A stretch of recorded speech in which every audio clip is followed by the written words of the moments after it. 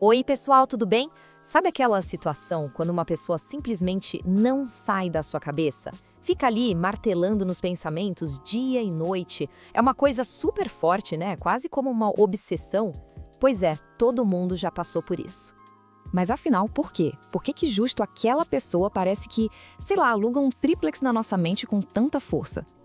Essa pergunta, que parece tão simples, na verdade abre uma porta incrível para a gente entender as profundezas da nossa própria psicologia. E é exatamente para lá que a gente vai agora. Então, olha só o que a gente vai desvendar hoje. Primeiro, o enigma da mente. Depois, a gente entra na força da energia psíquica. Em seguida, vamos entender o que é projeção, ou a sombra no outro. Daí, partimos para ânima e ânimos, que é o nosso ideal interno. Vamos falar também de sincronicidade e, por fim, fechar com a ideia de que tudo isso é, na verdade, um chamado ao autoconhecimento. Vamos nessa?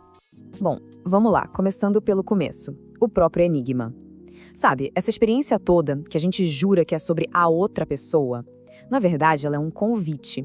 Um convite para a gente mergulhar e entender como a nossa própria mente funciona lá no fundo.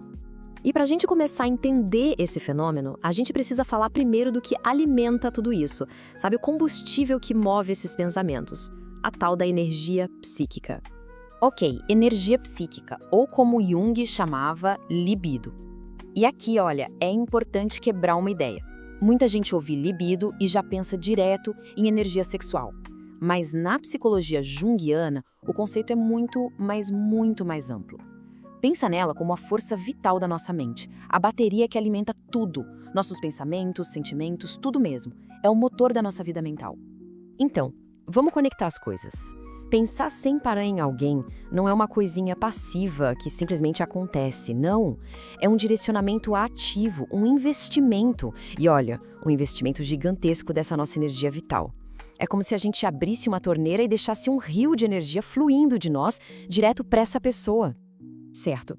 E isso nos leva direto para a próxima peça desse quebra-cabeça, que é fundamental, a projeção.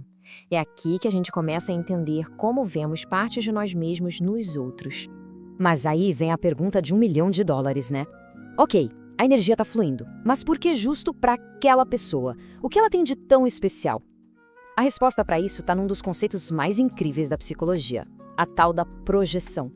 Então, o que é projeção? Basicamente, é um processo doido e totalmente inconsciente.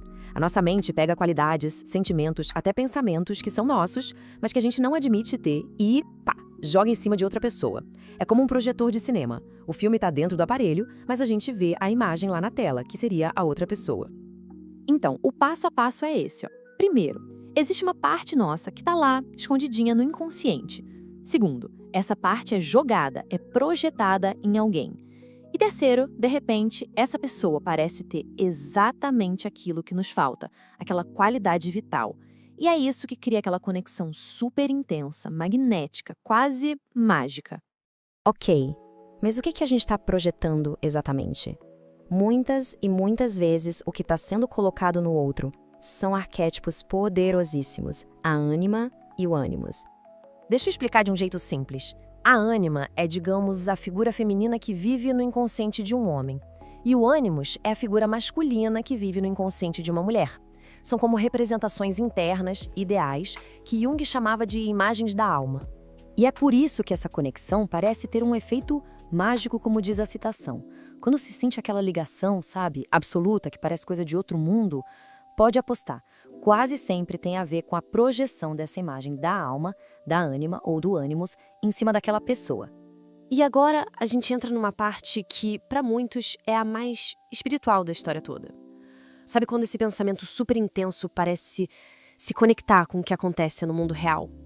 Pois é, o nome disso é sincronicidade. Pensa na cena, que é um clássico. Alguém tá lá pensando com muita força numa pessoa que não vê, sei lá, há anos. Do nada, o celular toca. E quem é? Exatamente, a pessoa. Essa coincidência, que não parece só coincidência, é o exemplo perfeito de sincronicidade. A grande sacada da sincronicidade é essa. Os eventos não estão ligados por causa e efeito. Não é que o pensamento causou a ligação. Eles estão conectados pelo significado.